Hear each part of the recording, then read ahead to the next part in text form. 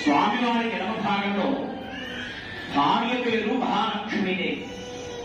ఈ అమ్మవారిని అనంతలక్ష్మీ సత్యవతిగా పిలువబడుతున్నారు. స్వామికి కుడి భాగంలో ఈశ్వరుడు, సర్వాకారంలో మనకు ఈశ్వరుడు దర్శనమిస్తున్నారు.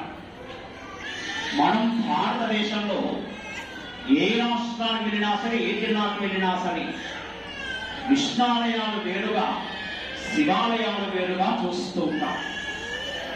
కానీ అన్నవరం క్షేత్రంలో గొప్ప విశేషం ఏమిటంటే శివకేశవ వేదోనాస్తి. ఇక్కడ శివుడు విష్ణువు అనేటువంటి భేదం లేకుండా ఒకే పీఠం మీద ఒకే సమయంలో శివకేశవుడిద్దరిని కూడా దర్శించుకునే మహాభాగ్యం ఒక్క అన్నవరం క్షేత్రంలోనే కలుగుతుంది. అందుచేత ఈ స్వామివారి పేరు హరిహర హిరణ్యగర్భ త్రిమూర్త్యాత్మక పరమేశ్వర స్వరూప శ్రీ వీరవేంకట సత్యనారాయణ స్వామిగా పిలువబడుతున్నారు.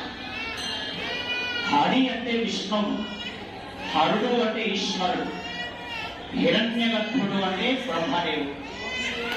బ్రహ్మ విష్ణు మహేశ్వరుడు కొలువుకున్న క్షేత్రం అన్నవరం క్షేత్రం.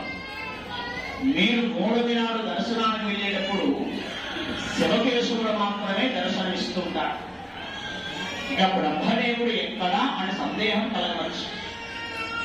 3 దినాలు దర్శనమైన తర్వాత కింద భాగానికి వస్తారు. యంత్రాలయము అని అంటారు.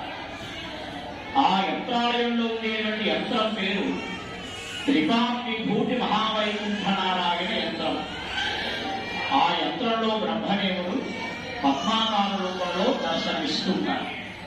ఇది స్వామివారి క్షేత్ర విశేషం. అందరూ శిరస్సు వంటి నమస్కారం చేయండి.